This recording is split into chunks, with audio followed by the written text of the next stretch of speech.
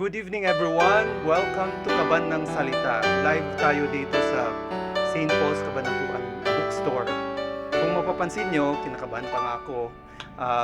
Wala dito yung ating baritone host, si Jairus. Si Angel Jairus. Kasi birthday ng kanyang mama. So, nag-leave muna siya for a while. Sabi namin, take your time spend your precious moment with your mom. Kasi kung andito siya, baka ma-divide lang din yung kanyang isip, no? So magandang, and we wish his mother a very happy birthday. So dito ngayon tayo live at I would like to take up some forms, iba-ibang paraan na pwede ring pag-uusapan ang Biblia, kumbaga mga biblical derivatives. Meron kasing mga art forms na in-inspire din ng Biblia, katulad ng spoken poetry. Kaya mamaya I would like to read a poem that I wrote before, pero nung andito na ako sa Kabanatuan, dahil Tagalog talaga ang medium of speaking dito, kailangan kong i-translate into Filipino. Pangalawa, i-feature pa rin namin si Roshina Mehoy kasi nag-record na siya noon. So, she will be part of our program. Pagkatapos din dyan, ini-invite ko rin ang iba na kung gusto nilang mag-contribute to contact us through our St. Paul's Cabanatuan page or Kabanang Salita page. So, spoken poetry or poetry from the Bible or inspired by the Bible tayo ngayong gabi. At bago ako magbasa ng aking tula, ipipresent ko muna si Roshina Mehoy, and let's watch her.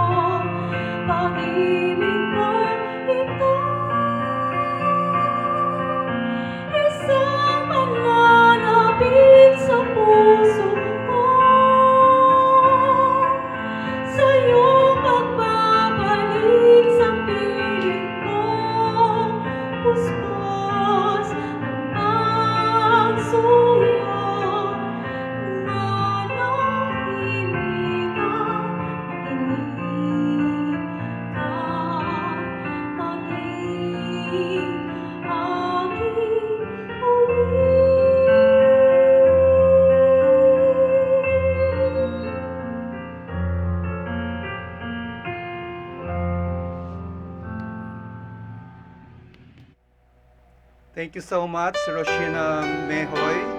Actually, si Roshina ay nagkakanta siya sa Santo Niño Parish at dito rin sa Cathedral ng Saint Nicholas of Tolentino. Um, so nakikita natin na makapangyarihan talaga ang salita ng Diyos na nag-i-inspire ito ng iba't ibang mga hugis o anyo ng arte. Um, Una dyan yung kanta. Uh, in the previous episode, si Roshina ay nagkumanta siya ng isang salmo. At hindi lang salmo ay chinachant, kundi kinakanta rin. So ngayong araw na ito, gusto kong i-feature ang isang tula na aking kinumpose years ago, decades ago, nung ako ay nag-aral pa ng theology. At iyon ay na-publish nakasama sa kalipunan ng mga tula sa librong ito. Ngayon, ang bago lang dito yung aking translation into Filipino.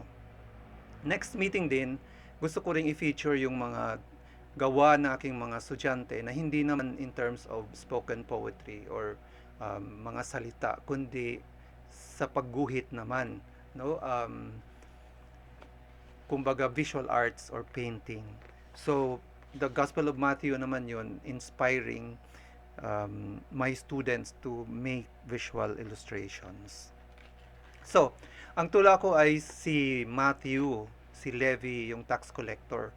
At ang setting ng aking tula ay nasa city gate or lagusan ng bayan. Tinatranslate ko na siya as lagusan ng bayan or actually pintuan ng bayan.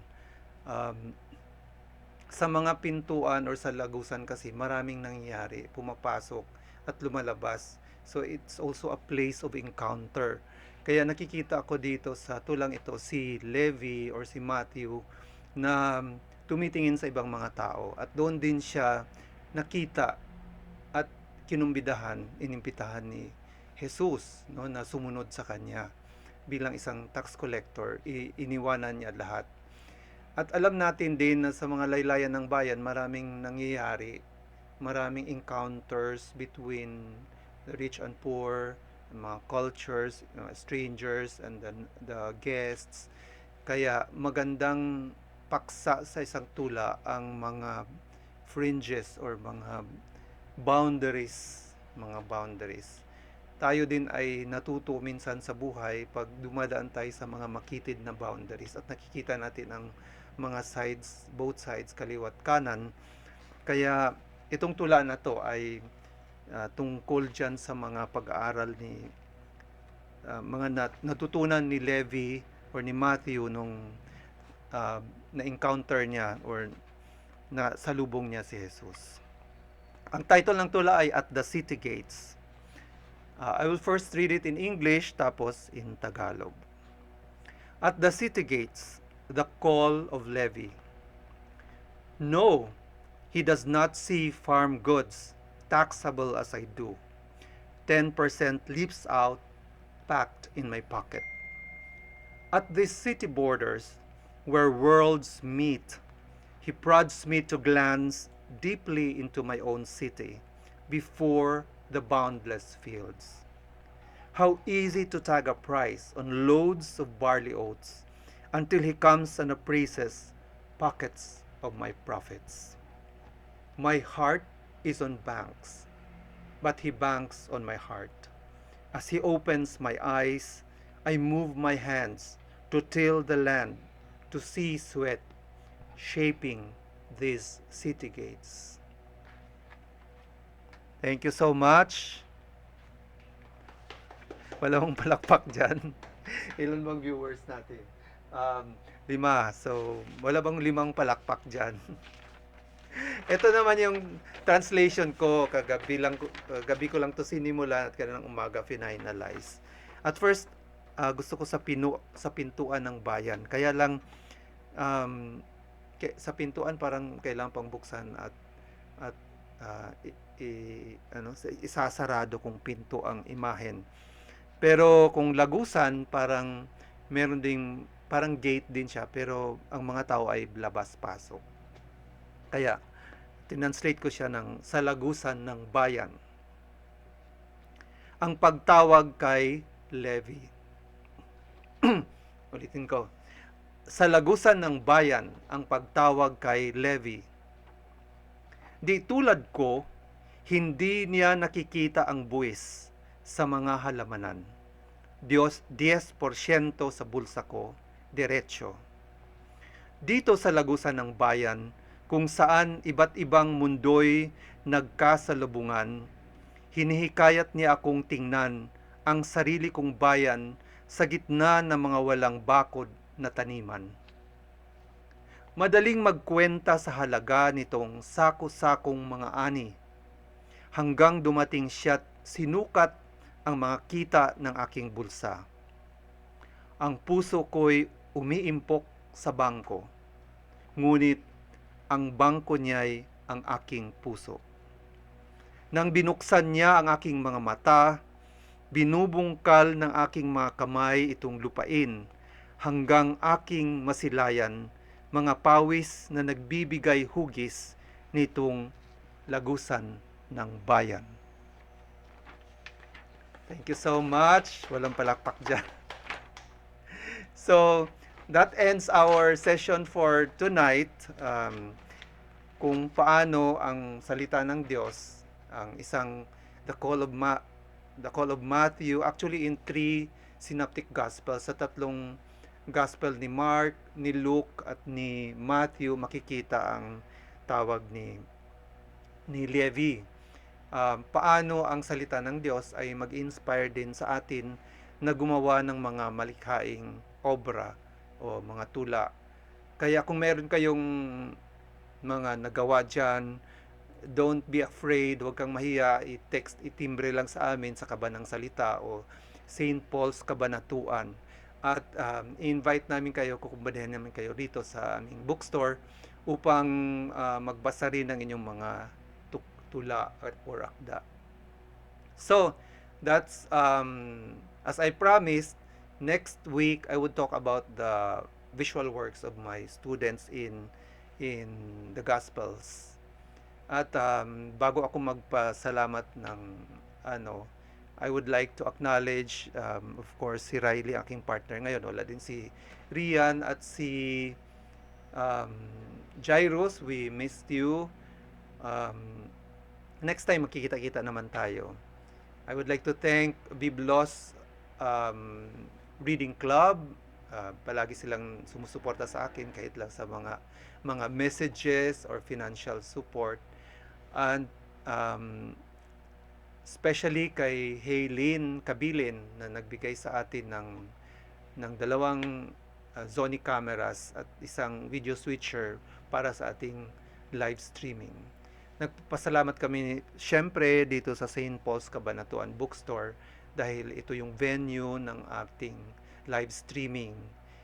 At hinihikayat, iniimbitahan ko kayong manood pa rin next Tuesday at 7 o'clock live ang Kaban ng Salita dito sa St. Paul's Kabanatuan. See you next time, all for the gospel.